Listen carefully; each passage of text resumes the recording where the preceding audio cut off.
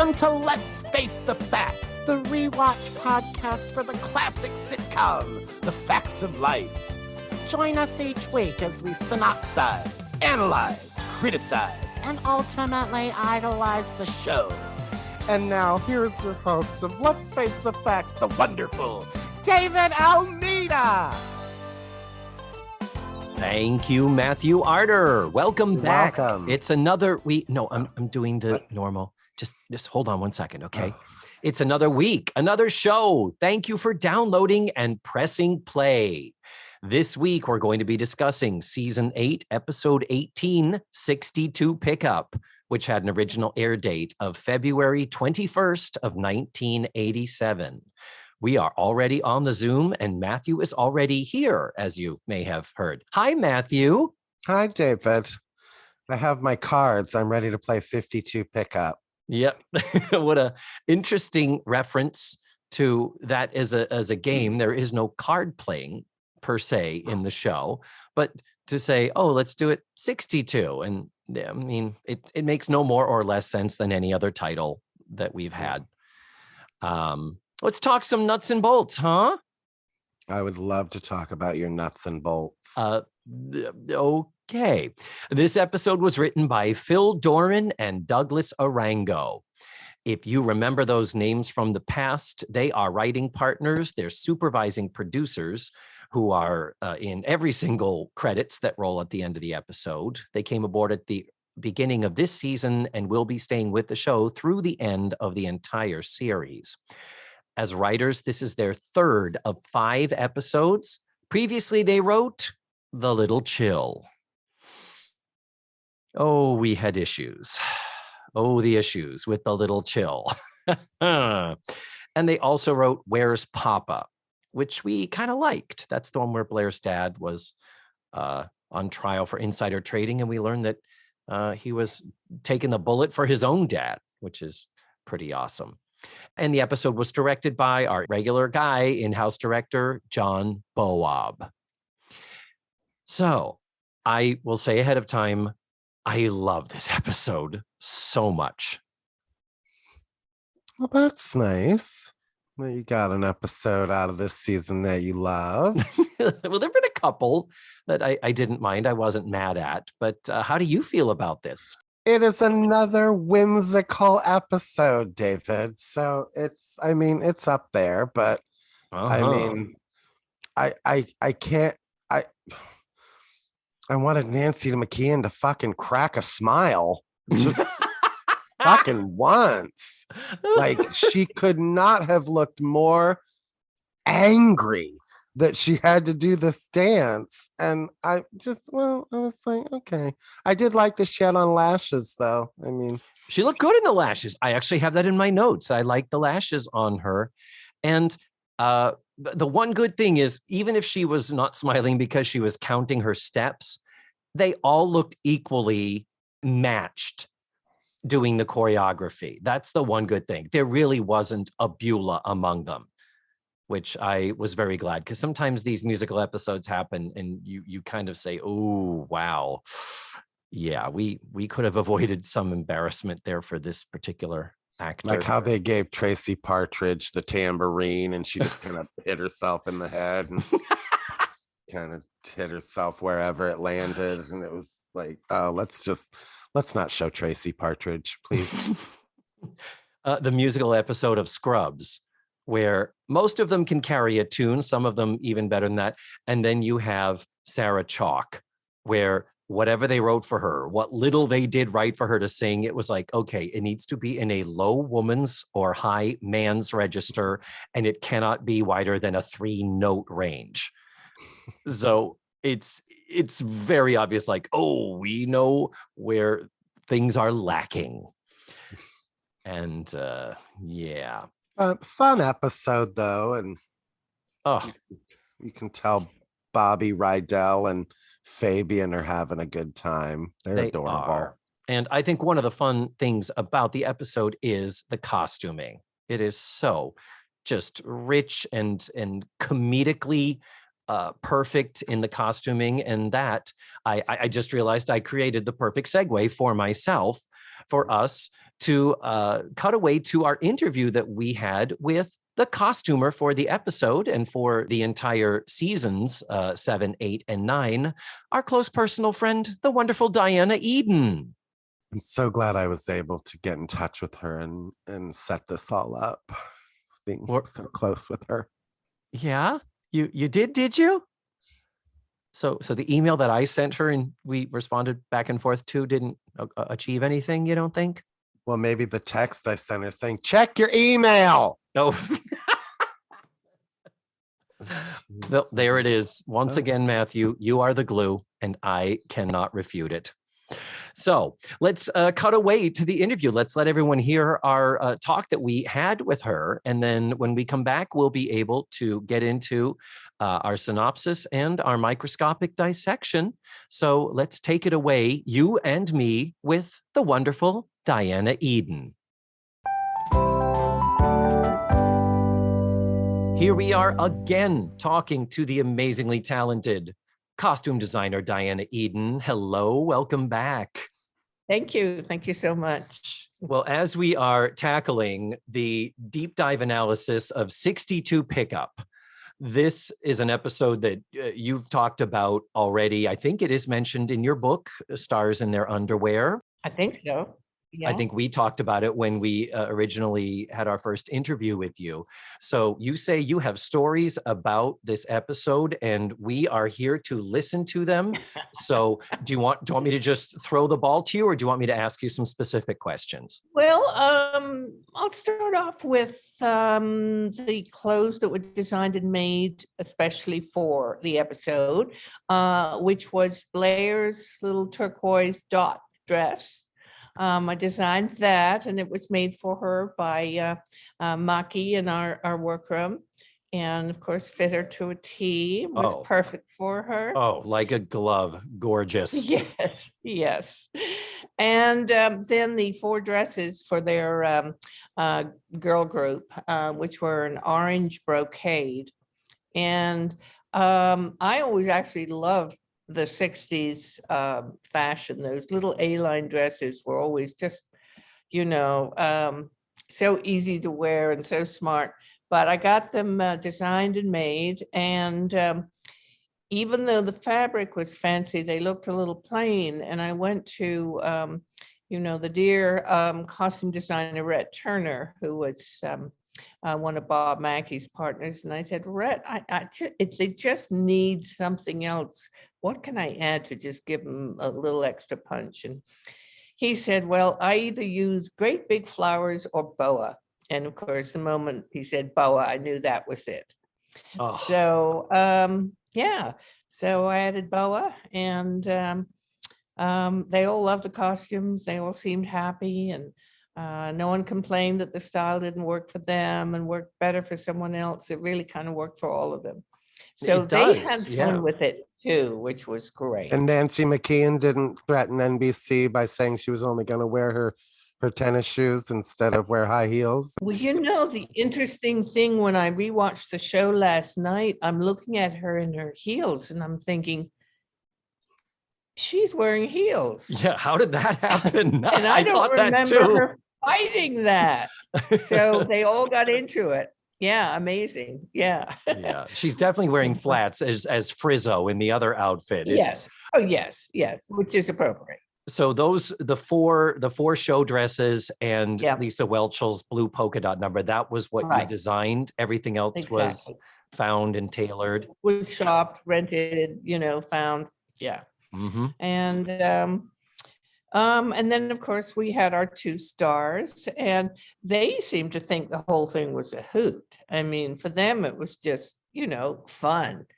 And the thing I remember with the hair is that the producers decided that, they needed to make them look like it was 1962 or 62. And then needed more hair. So when they brought in the toupees for them to put on, they were just laughing. They thought it was the funniest thing they'd ever I mean, put hair on to look younger, at that point in their lives. But they seemed to just be having a great time throughout the whole thing. That does come through. You And can see that. And yeah, their pompadours were really, I was doing a little research on the two of them. The yeah, pompadours really were a signature for, particularly for Fabian. So that yes, was yes, definitely a smart move, yes. I think. He had a lot of hair, you Mhm. know, good head full of hair.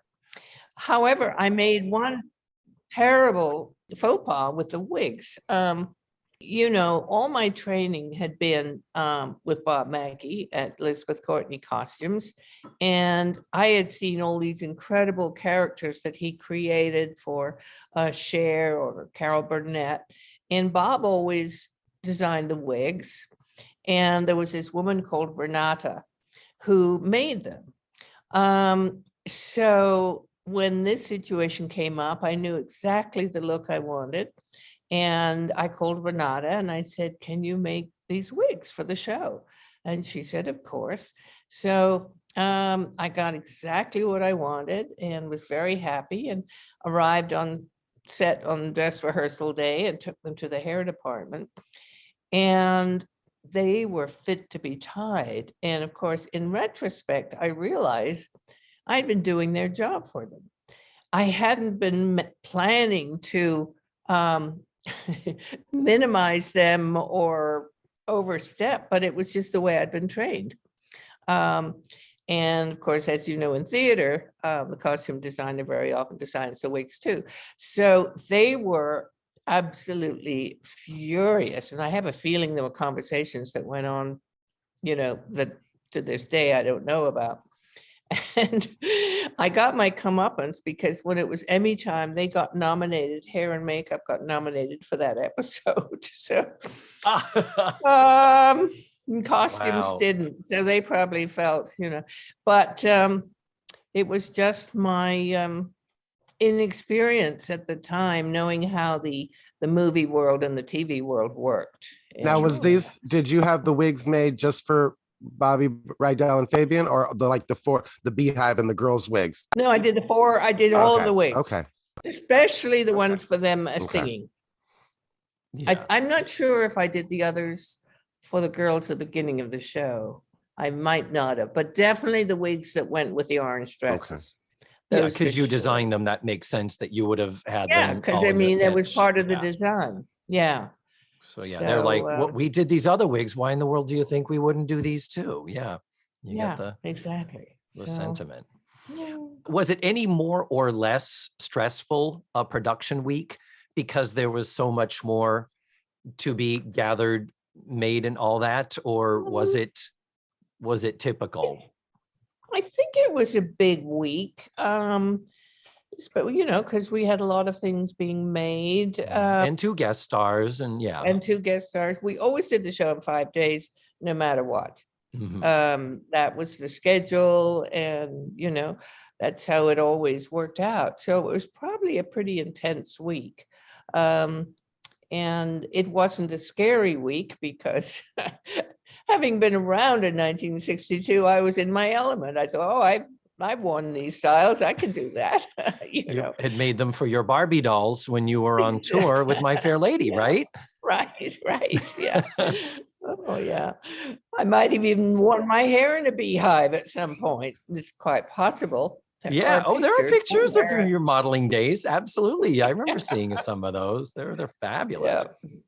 Yeah. So I'm very aware that this is probably stepping even too far, asking for information. Do you have any awareness about the music, the production, the song? Did your path ever cross with the composer Ray Colcord? No, not really. And I think, that's kind of a post-production thing. Though in this case, it wasn't post, but we had the people that we saw and interacted with every day. And then there was this whole other part, the editors and the music and the post that, we were very unconnected to. Yeah, the girls probably went and did a pre-record at some point. I don't remember. So, and I didn't know Ray Colcord had gone on to bigger and better things, you mentioned. Yeah, he went on to do some pretty high profile work. And yeah, I didn't expect that your paths crossed often because of the fact that typically the music comes in afterwards. But yeah, yeah, you can tell that there might be some studio singers helping with the backup, but you can tell it's them. They're doing their own singing, and it's quite well produced. It's impressive. Yeah. And their little dance number was, their movements were all, perfect for that. So yeah. It's interesting looking back and seeing the strengths of all of the girls. I thought Kim was especially good as her little character, They all really just, you could tell they ate it up. And Lisa Welchel historically has said many times she loved doing any of the bigger, broader fantasy nightmare sequences. You can tell she is eating this up. She is so happy. Yes. And also it breaks up, remember that back in the day of Facts of Life, we were doing 21 or 22 episodes a season rather than the 6 or the 9, that are done now. So we were churning them out week after week after week. And so, when we got something like this, it was great. We could get our teeth into it. Sure. And I love Mac in his Dennis the Menace thing at the beginning with the running joke of him breaking the window with the baseball. And Cloris in her beatnik stoner chick beret. Oh, gorgeous. Oh, I'll tell you one little tidbit. Cloris and Mac were not originally in the nightclub scene. And not, I think they were somewhere in the audience, but they were not really an integral part. And I think Cloris saw that this was going to be a pretty big scene and insisted that they write something so that she and Matt could really participate. So if I remember correctly, that came in, halfway through the week, not from the original script. And do you remember whose idea it was to put the goatee on Mac to make him to see a 13-year-old boy? Probably Cloris. Yeah. It is so fun and funny to see that, and perfect to have her doing the beatnik poetry reading with the bongos. It's like that doesn't look imposed at all. Yeah.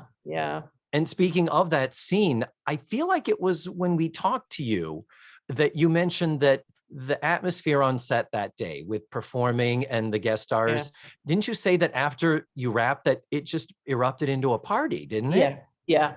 The mood that night and for the taping was so much fun. I mean, very often, we tape the show and then we'd have to do pickups and go back and pick up a couple of lines that had been dropped or scenes that didn't work, and it'd be getting later and everyone wanted to go home.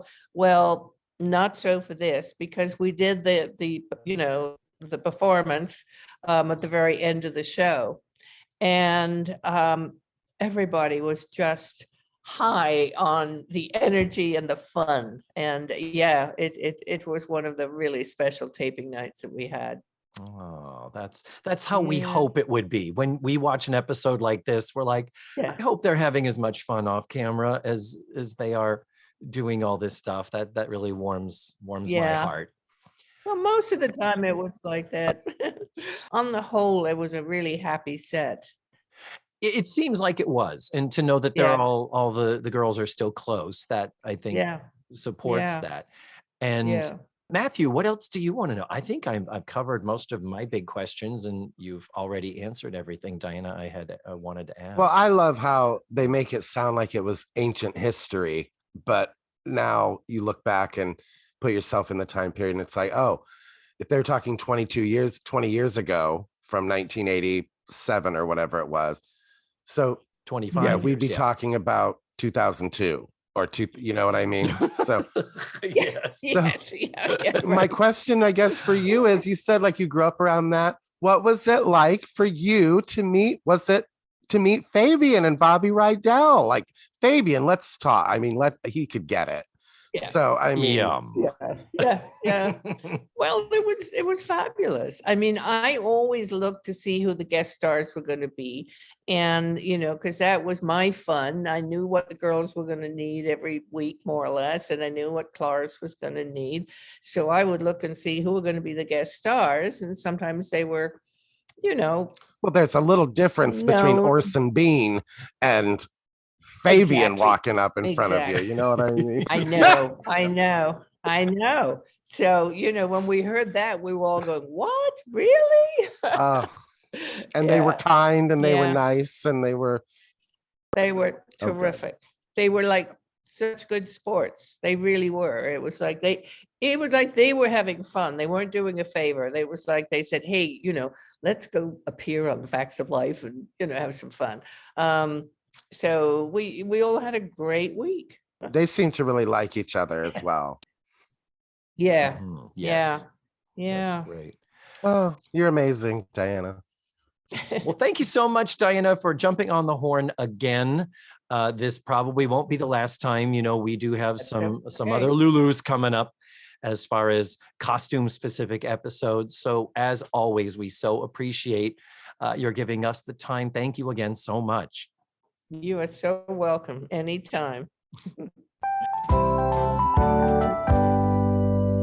So sweet of her to give us her time and talk with us. And we always, when I write to her, or I'm sorry, when Matthew writes to her and initiates contact, we do say to her, do you want to just answer a couple of questions and we'll just say it on the show? Or do you want to talk? And she's the last 2 times has been like, nope, I want to Zoom. I want to tell you my stories. I don't want to type this shit.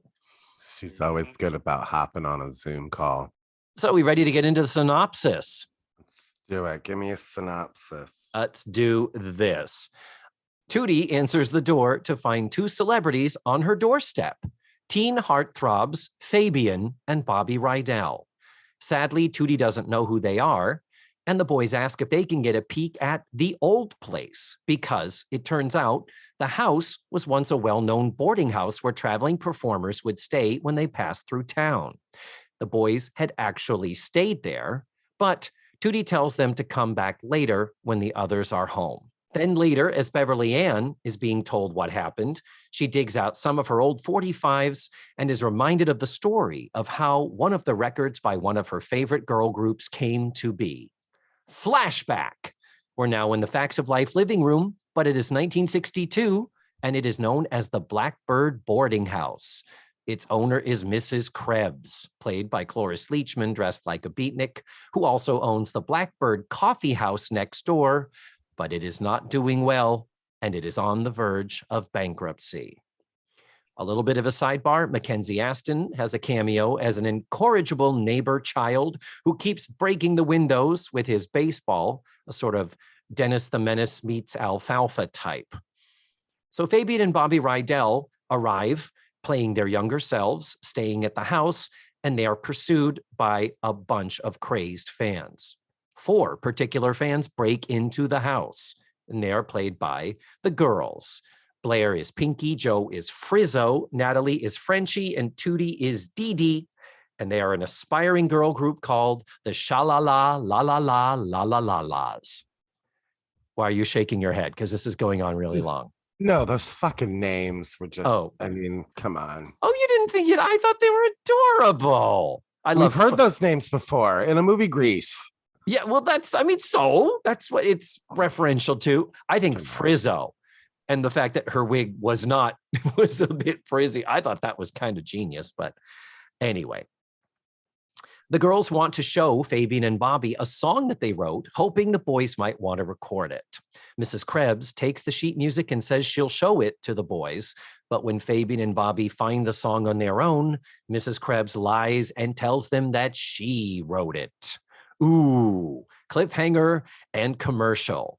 When we come back from commercial, Mrs. Krebs tells the girls that the boys didn't like their song, but undeterred, the girls break into the house disguised as house painters, and to prove to Fabian and Bobby that the song is theirs, they perform it in its entirety with choreography. It is amazing. It's a song called Hot Rod Lover.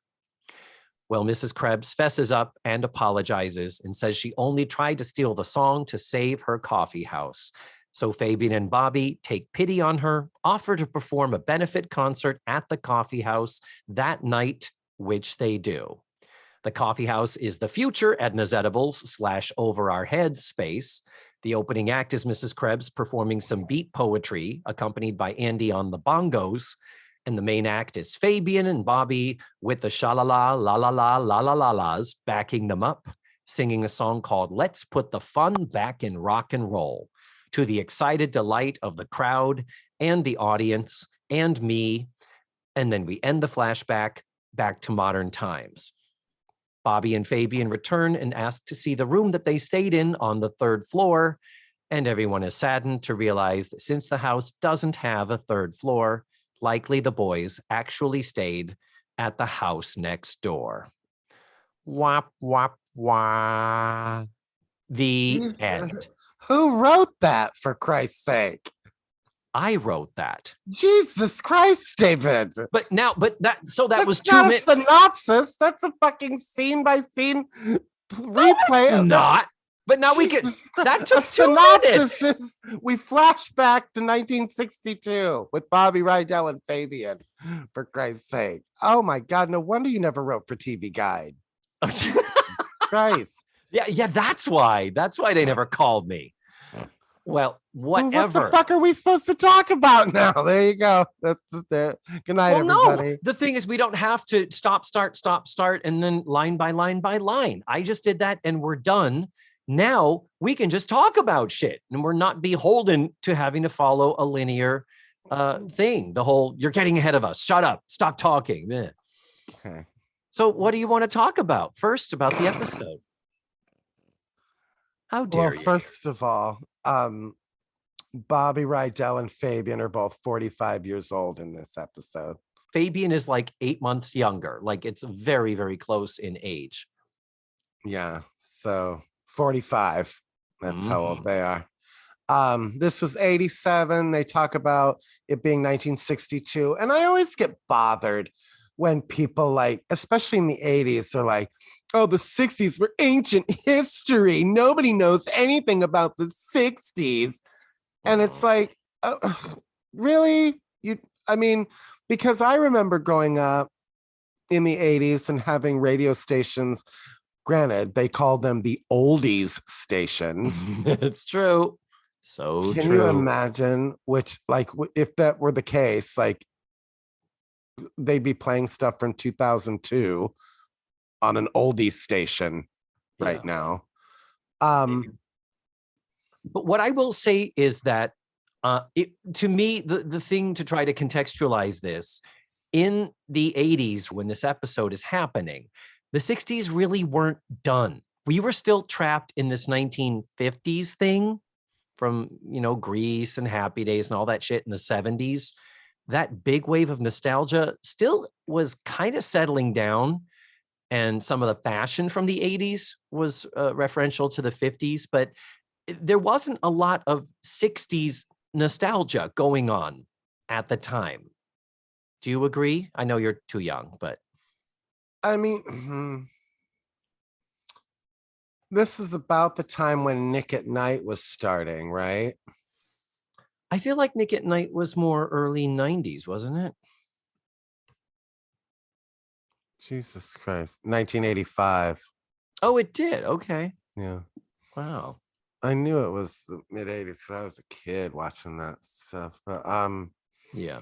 But those were the shows that were already in reruns, like on the UHF stations. Like I grew up watching Bewitched and Gilligan's Island and The Munsters and I Dream of Jeannie, like Batman, all the stuff from the 60s. But there wasn't a lot of dress up. Like the thing I've talked about before, that Andrea Martin as Edith Prickly looked ridiculous in the 70s, wearing a 3/4 sleeve leopard print fur coat, pillboxy hat, and cat's eye glasses. That was a deliberate look to make her look out of date and silly.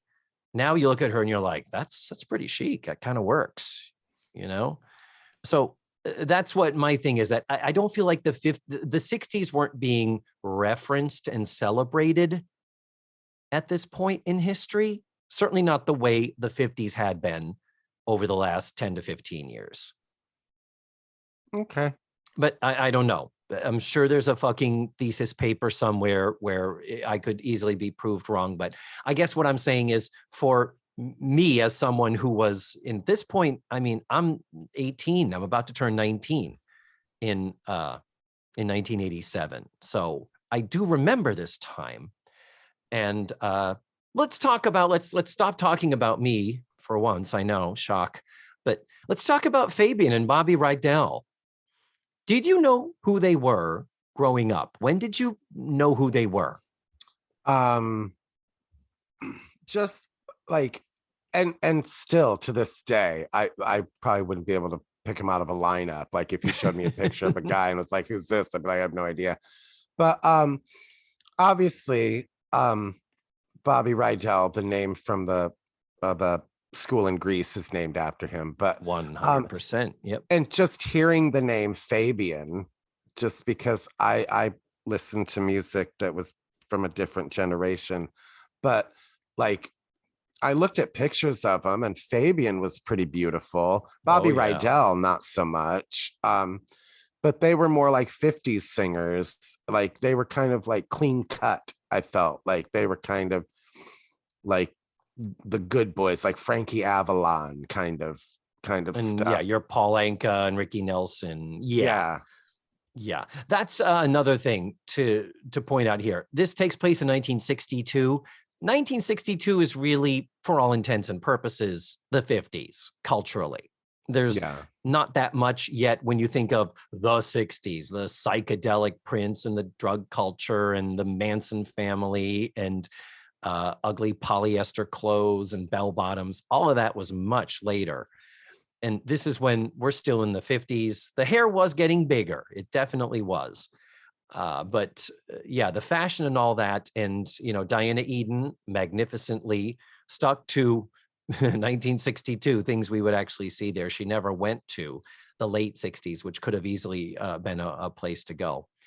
And the way Cloris is, portrayed as a beatnik poet. Beat poetry, that's all 50s, man. That's late 50s, early 60s in a nutshell.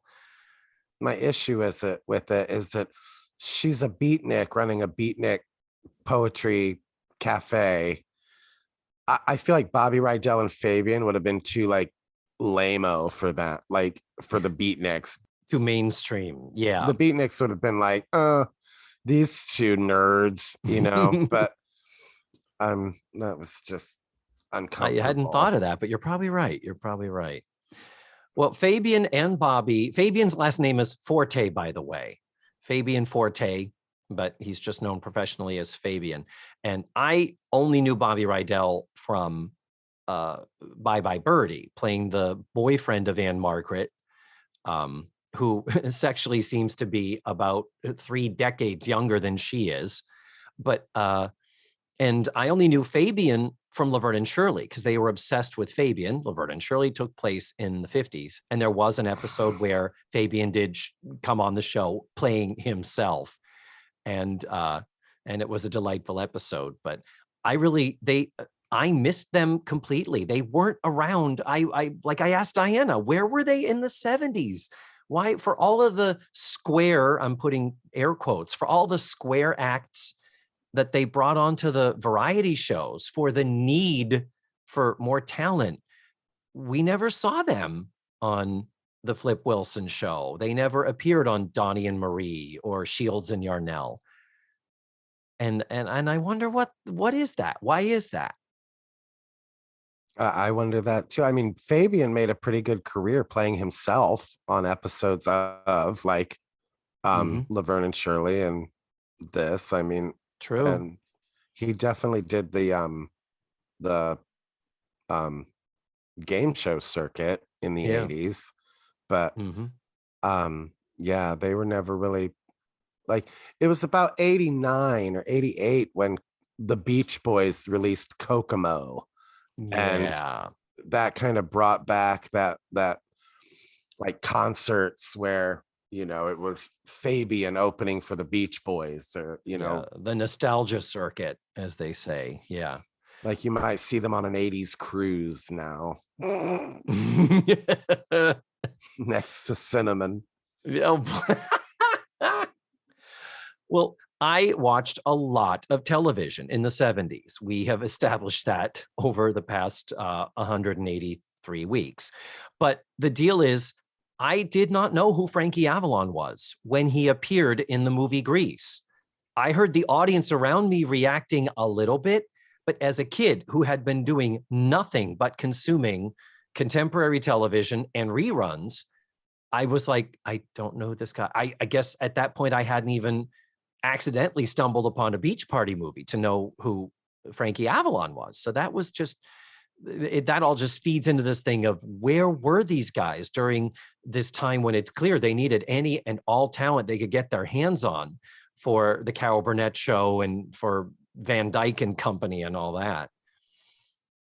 But both of these guys are Italian, both of them born and raised in Philly. So their rapport, their comfort level, and their clear sense of play and comfort with each other is just delightful. I loved them in this episode.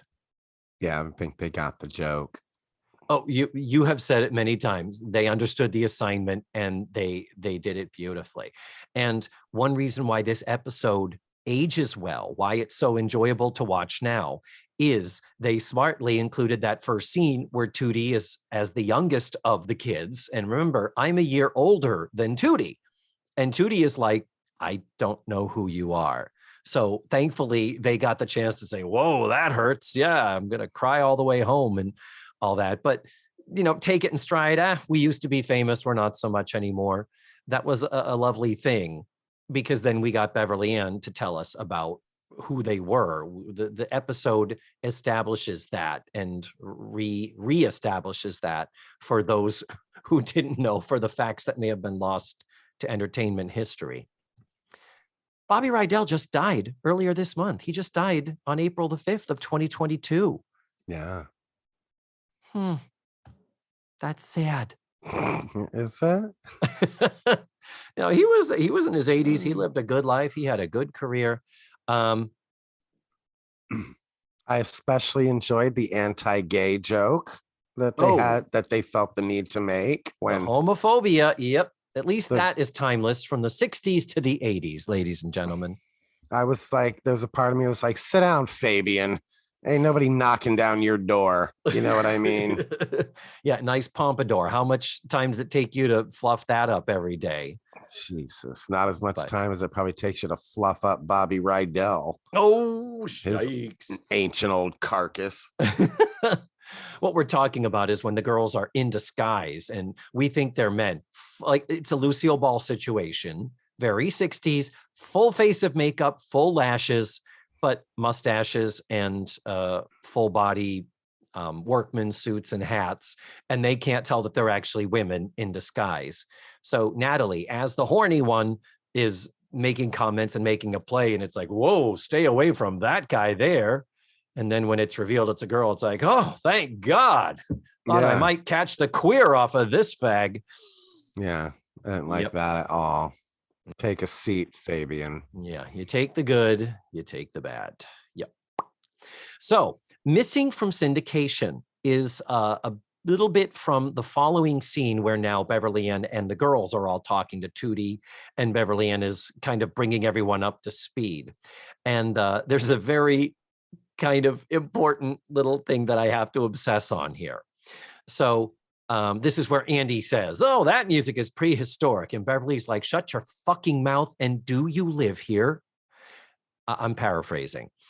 But she says, and I'm quoting the episode now, I beg your pardon. That was my era, and I loved it. Girl groups, doo-wop music, twisting the night away. Oh, gosh, I was hip. She was also in her 40s. Thank you. You knew I was going there. You knew I was going to go there. Ladies and gentlemen, we have long analyzed how old was Edna Garrett. and therefore by association, how old is Beverly Ann as her younger sister? Well, keeping in mind that both Charlotte Ray and Cloris Leachman were born in 1926. They, therefore, in 1962, both of them were 36 years old. I mean, so You weren't it's exactly going to sock hops and exactly. I'm like, wait a minute. So that's how old the actresses are. Now, we talked about the best I can do the detective work. We think Mrs. Garrett was born around 1930. So the best scenario is that Edna would have been 32, or even take a couple years off that, which I don't think we can do due to the ages of her children. Edna would have been 32. Beverly Ann, even if she was 5 years younger, a 27-year-old in 1962, you were married with fucking kids, or you were a spinster. You weren't, like you said, you weren't going to sock hops and hanging around the soda fountain and playing the jukebox. So I'm glad you picked up on that too, where you're like, wait, what? no. But yeah, she implies she was a teenager. So yeah, apparently she is. Well, let's look at it this way. She was born in 26. Fabian was born in 42. Bobby was born in 43. She is almost old enough to be their mother. Yeah. She's 20 years older than these two guys. So. Yeah, Jesus. But anyway, long as we've got that out of the way. And for those who saw the syndicated version, I'm sorry, you didn't actually get to see that little scene. But where we come back from the little cut is where Beverly Ann grabs the record and puts on the record for the initialization of the flashback. And Cloris is so good as the beatnik. Oh like, my God. The line deliveries, the stance, the line readings, especially. Like she really she overplayed it without overplaying it. It was brilliant the way she did it. Like the way she would just end some of them on an what? Like you would immediately think like, oh, I'm gonna play a beat next, so everything's gonna end on a downbeat. But the way she'd be like, what is happening? Like she ended things on an up, and she was just little brilliant acting that she did in that. And I don't say this very often. I really have to credit the script writing, in that it gave her the language to also be able to explore that with things like, oh no, daddy-o, you cats are nowheresville, and all those type of tropes, which are just, I mean, put those words in Cloris Leachman's hands and she spins straw into gold. So magnificent. What'd you think of the set? The way they redressed the living room to look like its 1962 counterpart. I thought, why bother? I mean, what honestly, what was that, for Christ's sake? It was still that color blue that. Well, then they took the wallpaper, which was one of the only muted tones in the room, and they put panels in there, and they were pink. So we're in over our heads, bubblegum, baby blue. Like, I'm like, that color palette's not really a thing yet. Yeah. Wow. And so, I mean, I was like, why? Okay. That seemed like a cheap half-ass kind of thing for them to do. I noticed that the curtains at the back look like they might be camouflage. And then the sofa has this black and white leaf print. I thought it was zebra print at first, but no, there's a leopard print pillow that Frenchie keeps holding. That's there. But yeah, they position the furniture completely different. And in the back, in that little alcove by the French doors on the right side, on the side of the front door, did you notice there's a counter and stools, like a little eat-in area? I guess, well, because the dining room table's not there, is it? Is the piano. Oh, a pink piano, by the way. How 1962? A pink piano? Really? So the set dressing. It was fine. It wasn't anything drop dead. Oh my God. And they had like an antique TV in the back that was, you could tell was actual vintage. And it's like, if you had built something more fun, it probably would have read better. Yeah. Sometimes using the actual thing is not the best thing. And what's the other thing I wanted to say about the set dressing? When the girls break in, when we first meet the four, the girl group, they break in through the French doors in the back. Matthew, I do not think anyone has ever walked through those French doors since the first episodes back in the Edna's Edibles days. Remember we had that one episode where they were just coming in and out of random doors because they hadn't kind of figured out which way was best.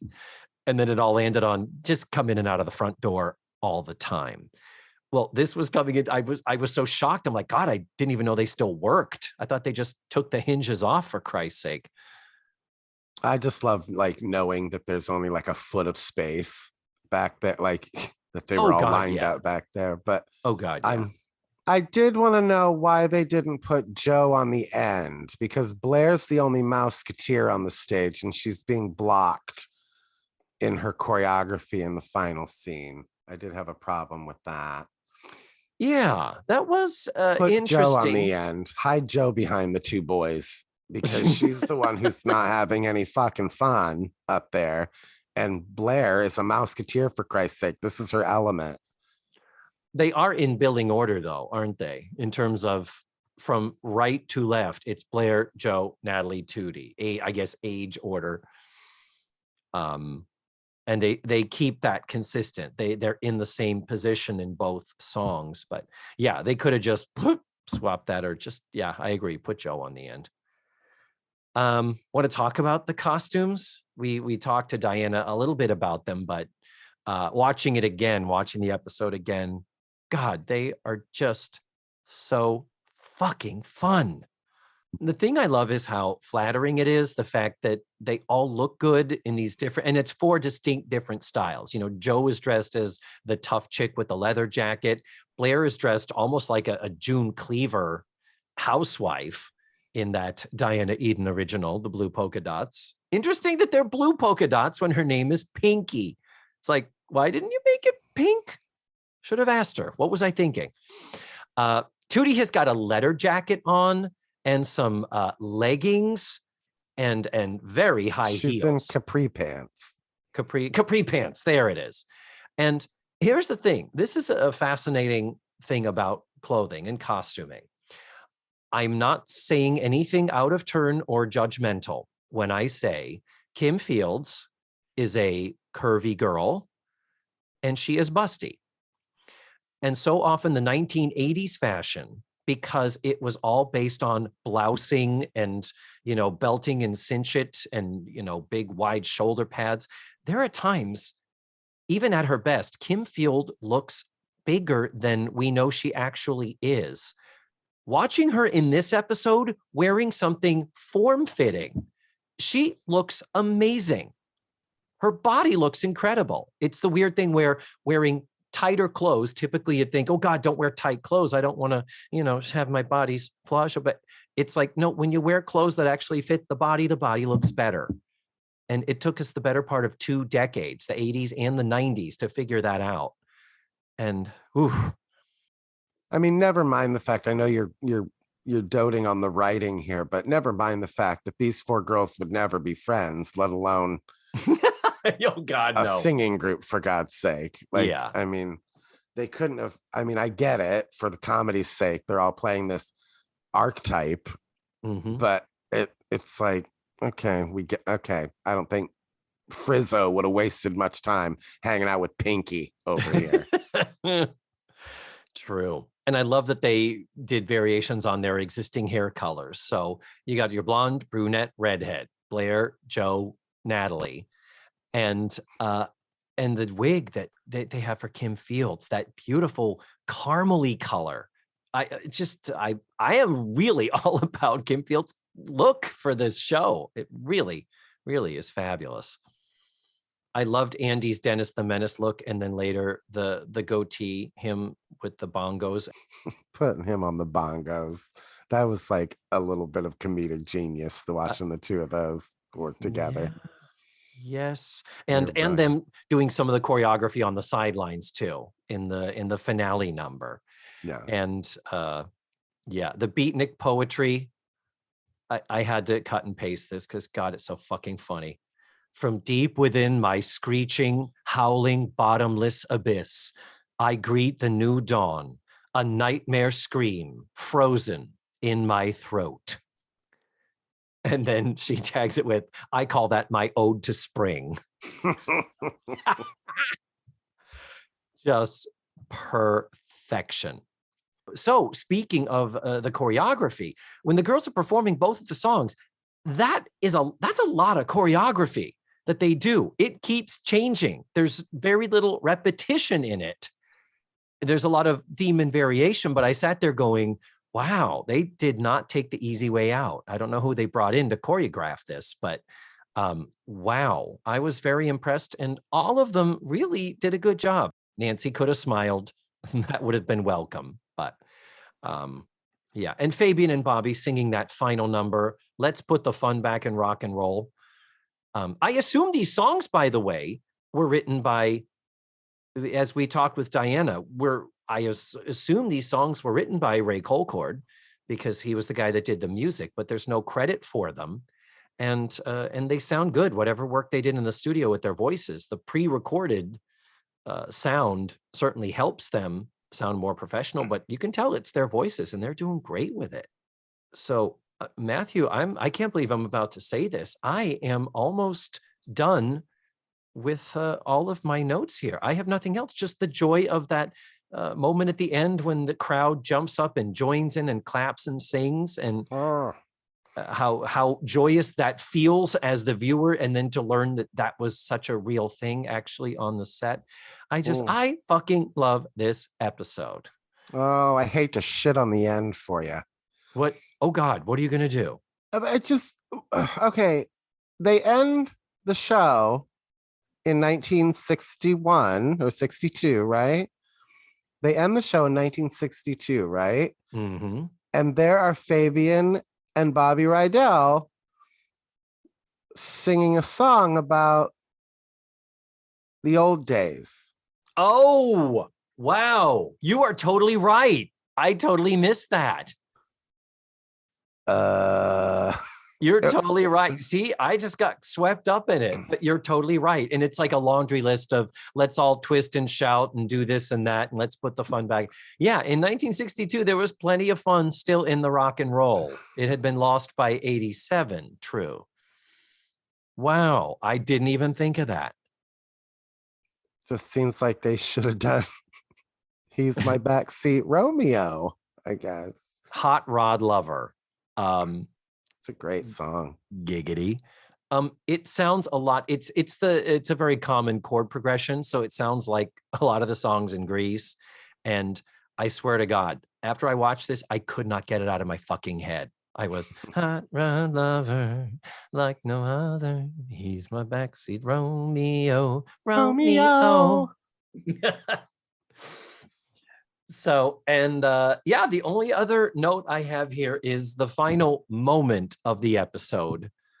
We have not gotten enough of the comedic genius of Cloris Leachman. No, nay. Hold on, we still got more fuel in that tank. Where? Because she's meeting Fabian and Bobby Rydell. They're about to arrive. She runs upstairs to change.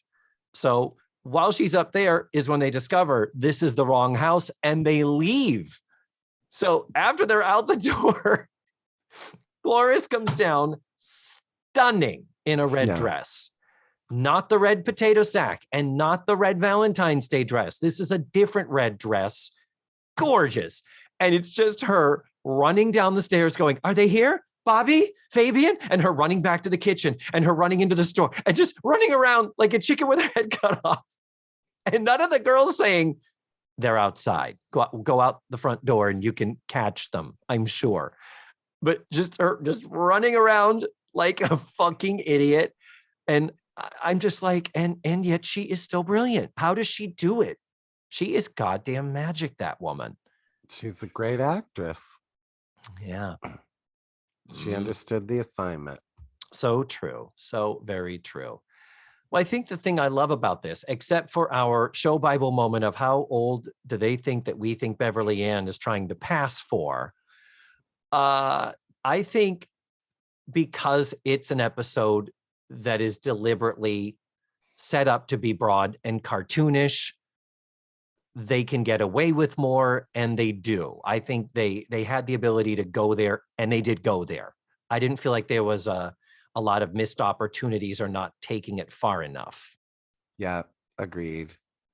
So yeah, that's it. When an episode sets up your expectations and then delivers them, and at times even exceeds them, because I'm not sure we, well, I guess we did foresee that there would be a song because it's the record that